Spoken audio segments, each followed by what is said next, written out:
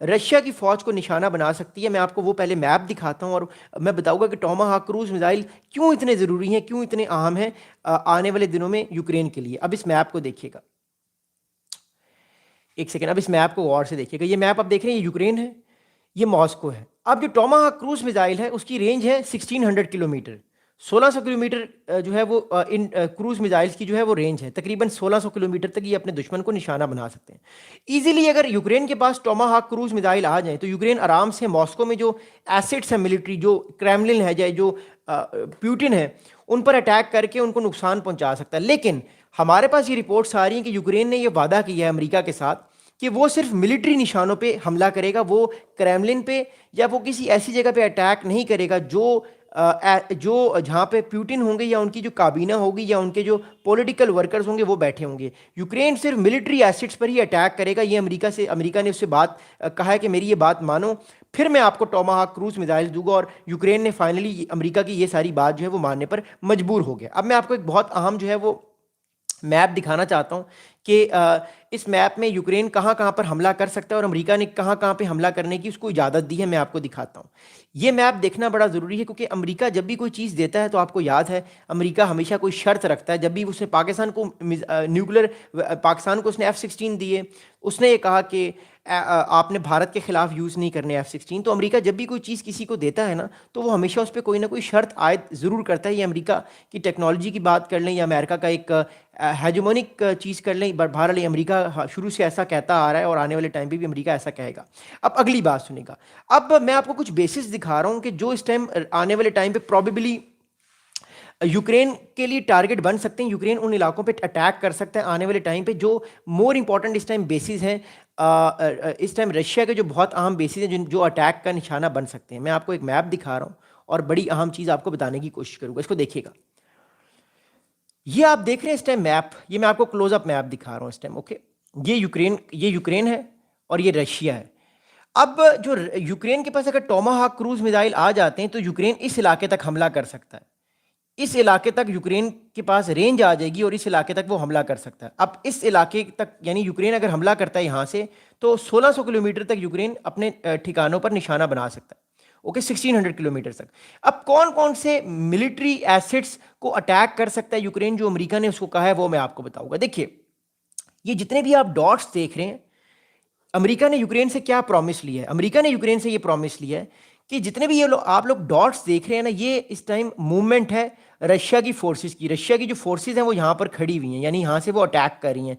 Tanks हो गए, artery shells यहाँ से फेंके जा रहे हैं। ये जो डॉट्स हैं सारे ये रशिया के मिलिट्री ऑब्जेक्टिव्स हैं। पहली बात तो अमेरिका ने कहा कि आपने इन पे अटैक करना है। उसके अलावा ये ईरान की शहीद ड्रोन फैसिलिटी है। यहाँ पे ईरान अपने शहीद ड्रोन्स बनाता है, यहाँ पे अटैक कर सकता है यूक्रेन। और ये एयर बेस है, यहाँ पे अटैक कर सकता है।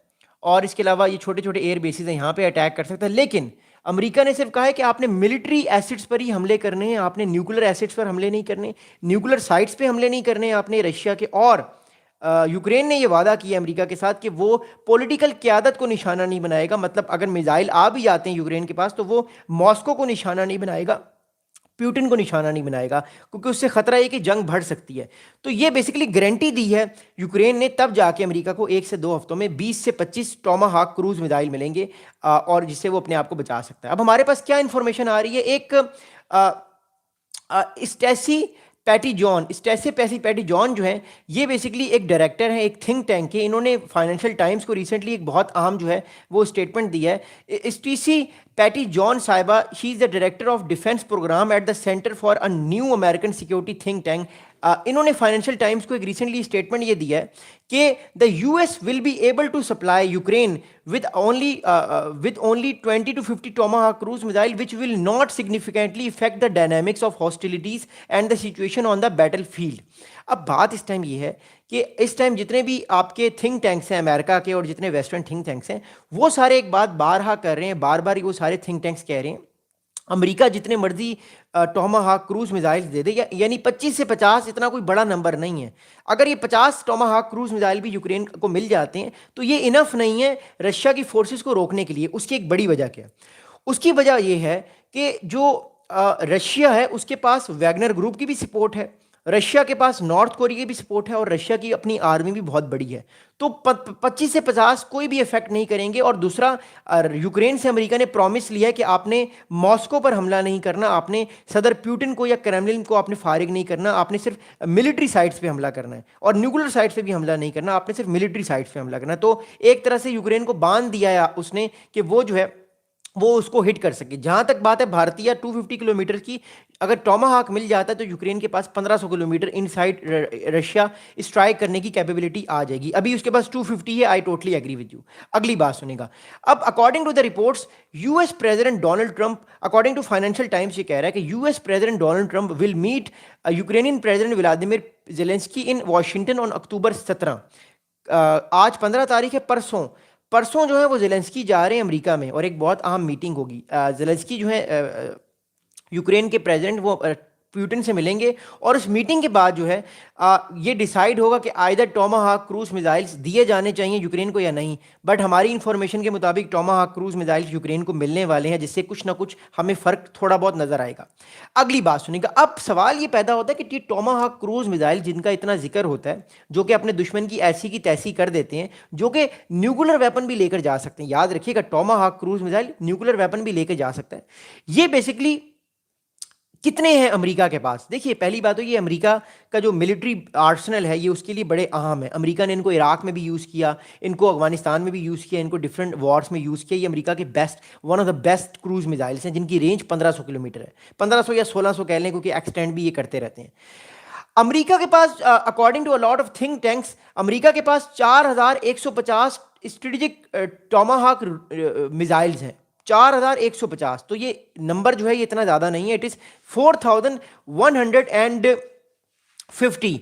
4150 का मतलब ये है कि एक 4150 का ये मतलब ये कि अमेरिका अगर अपने 50 दे देता है टॉमाहाक क्रूज मिसाइल, तो अमेरिका के पास 4100 रह जाएंगे, जो कि अमेरिका ने रखे हुए हैं चाइना के लिए। जब वो चाइना ताइवान पे हमला करेगा उसके लिए रखे हुए हैं उसने। तो कुछ ना कुछ वो अपने स्टॉक से देता आ रहा है और आहिस्ता आहिस्ता ये टॉमाहाक क्रूज मिसाइल्स बनते भी हैं। अब सवाल ये पैदा होता है कि ये इनकी तादाद सिर्फ 4150 क्यों है? देखिए, बात इस टाइम ये कि टॉमाहाक क्रूज मिसाइल्स कोई बच्चों का खेल नहीं है, इसमें टाइम लगता है। जिस तरह F-35 फाइटर जेट्स बनने में टाइम लगता है, इसलिए इन सोफिस्टिकेशन मिसाइल्स को बनने में टाइम लगता है, क्योंकि ये एनिमी को पेनिट्रेट करके उसको ठीक ठाक नुकसान पहुंचाते हैं। इसलिए इनको इतनी ज़्यादा इंपॉर्टेंस दी जा रही है और रशिया भी इससे बहुत परेशान है। अगली बात सुनेगा। अब जो क्रेमलिन है, क्रेमलिन जो इस टाइम मॉस्को में बैठी हुई है, जो टीम बैठी हुई है प्यूटिन की, दिमित्री मेदातोव और दिमित्री पेस्कोव, जो ट्रम्प साहब के बहुत क्लोज हैं, वहां से मैसेज ये आया है कि the Kremlin warned last week that supplying Tomahawk cruise missiles to Ukraine, if it happens, would represent a serious escalation given the missiles capability to carry nuclear warheads.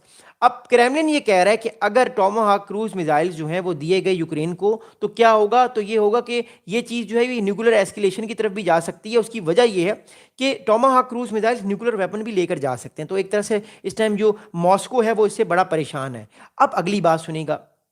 अगली बात सुनाने से पहले मैं आपको एक बड़ी अहम बात बताऊंगा। आप लोगों को शायद इस बारे में ना पता हो या शायद पता हो। आई होप कि आपको पता होगी बात। नहीं पता तो नो इशू। रशिया का रीजन में एक एलाई है, उस एलाई का नाम है बेलारूस। उसके प्रेसिडेंट का नाम है मिस्टर लुकाशेंको, जो 30 साल से हुकूमत में है। लुकाशेंको साहब जो है, उनकी रिजीम को बचाने, वो उनकी रिजीम को किसने बचाया हुआ है? व्लादिमीर पुतिन ने। क्यों? क्योंकि जो बेलारूस है वो रशिया के इंटरेस्ट का रीजन में ख्याल रखता है। अब 2023 से हमारे पास ये रिपोर्ट्स हैं कि बेलारूस के अंदर रशिया के टैक्टिकल न्यूक्लियर वेपन्स हैं। अब टैक्टिकल न्यूक्लियर वेपन क्या होता है? टैक्टिकल न्यूक्लियर वेपन्स 30 से 40 किलोमीटर के इलाके को तबाह करने की कैपेबिलिटी रखता है, जबकि जो स्ट्रेटेजिक न्यूक्लियर वेपन होता है वो तकरीबन 2 से 3 शहरों को एक टाइम पे तबाह कर देता है। यानी जो टैक्टिकल न्यूक्लियर वेपन होता है उसका जो तबाही होती है वो कम होती है as compare to strategic nuclear weapon. तो रशिया के इस टाइम जो टैक्टिकल छोटे न्यूक्लियर वेपन है वो बेलारूस में है। अब वो कहाँ पे हैं मैं आपको बताता हूँ मैप दिखा के। Okay, there we go. पहले तो मैं आपको मैप दिखाता हूँ यूक्रेन का और उसके बाद मैं अगली बात करता हूँ। ओके, ये यूक्रेन है, ये यूक्रेन है। ओके, एक सेकेंड। ये यूक्रेन है, ये बेलारूस है और ये पीछे पोलैंड है। ये सारे नेटो के कंट्रीज हैं पीछे। ये बेलारूस है। बेलारूस और रशिया के ताल्लुकात बहुत अच्छे हैं, ये हम सबको पता है। अब बेलारूस में किस जगह पे रशिया के जो है वो